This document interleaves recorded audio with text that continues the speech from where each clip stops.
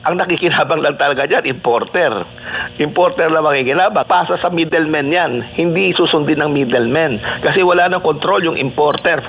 Hindi na kailangang magpakamatay ang farmer eh. Inilulubog na nila yung ng Malacanang. Talagang binabaon na yung mga magsasaka. Sana, sa darating na election next year, malaglag na lahat yung mga yan dito sa pagpapatakbo ng ating bansa. Huwag nyo naman gamitin yung kapalpakan ng gobyerno na magbigay ng suporta sa agrikultura para lalong pahirapan ng ating mga magsasaka. Tuluyan ng mabubura mga magsasaka, nako, baka dumami ang sumasapi sa mga teroristang grupo gaya ng CPP-NPA.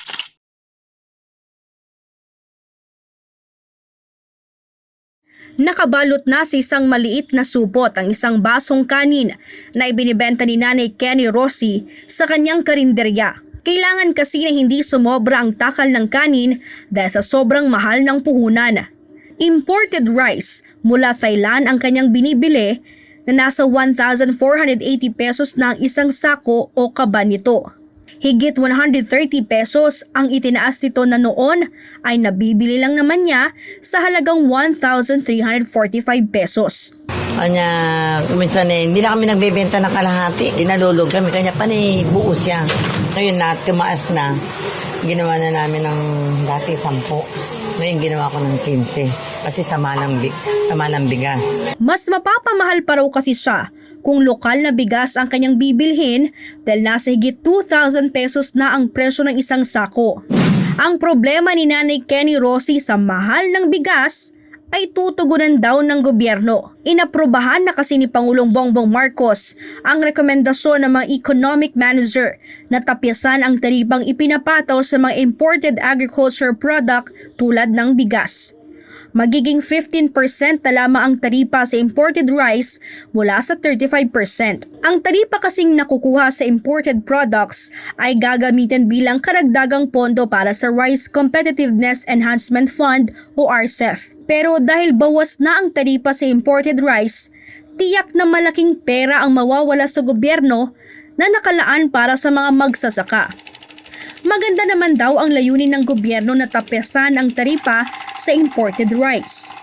The NEDA board approved a reduction in the tariff sa rice, so that would trigger reduction in the prices. But there is expectation, of course, given na may reduction sa tariff, that the retail price will go down. Ang umano'y magandang hakbang ng Administrasyong Marcos ay inalmahan na ng grupo ng mga magsasaka.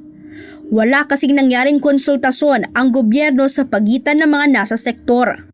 Nabigla kami at siyempre masama ang loob namin dahil bagamat pinag-uusapan itong pagbababa ng taripa, ang pagkakala namin ay magkakaroon ng konsultasyon. In fact, sa Thursday nga nagpa-schedule si Secretary Recto ng Department of Finance na makipag-usap sa amin, no? Kumbaga in-underground nila ito, no?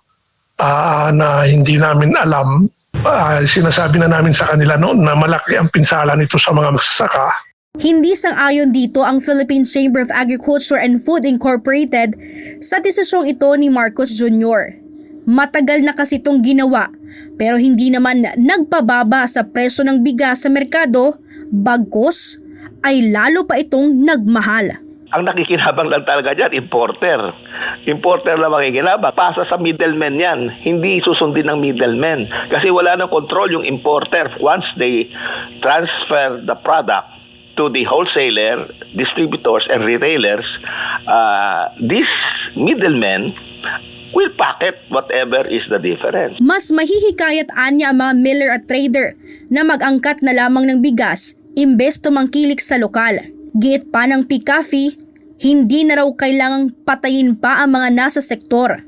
Hindi na kailangang magpakamatay ang farmer eh. Inilulubog na nila yung ng Malacanang. Talagang binabaon na yung mga magsasaka. Sana, sa darating na election next year, malaglag na lahat yung mga yan dito sa pagpapatakbo ng ating bansa. Dagdag pa ni Fausto, hindi na rin siya nagtaka na may mga imported ng bigas na dumating sa bansa. Hindi ako nagtataka na bago pirmahan yung executive order na yan, may mga bigas at nasa barko na at iikot-ikot sa ating karagatan. Hindi dumadaong at iniintay muna yung executive order tsaka nila idadaong. Sabi naman ni former Basranso spokesperson Attorney Harry Roque, napasakit lamang ang ibinibigay ng administrasyon sa mga magsasaka. Babala pa ni Roque, huwag hayaang magrebelde ang mga ito sa gobyerno. Huwag nyo naman gamitin yung kapalpakan ng gobyerno na magbigay ng suporta sa agrikultura para lalong pahirapan ng ating mga magsasaka. Kailangan po yung taripa na yan dahil kapag hindi po, tuluyan ang mabubura mga magsasaka. Nako, baka dumami ang sumasapi sa mga teroristang grupo gaya ng CPP-NPA. Gayunpaman, welcome development para sa Department of Agriculture ang naging desisyon ni Marcos Jr. Kumpiyansa kasi ang DA na sa pamamagitan nito ay mapapababa daw ang presyo ng bigas sa merkado na bawas pasanin sa mga consumer. Yung potential price reduction will be between 6 to 7 pesos per kilo price.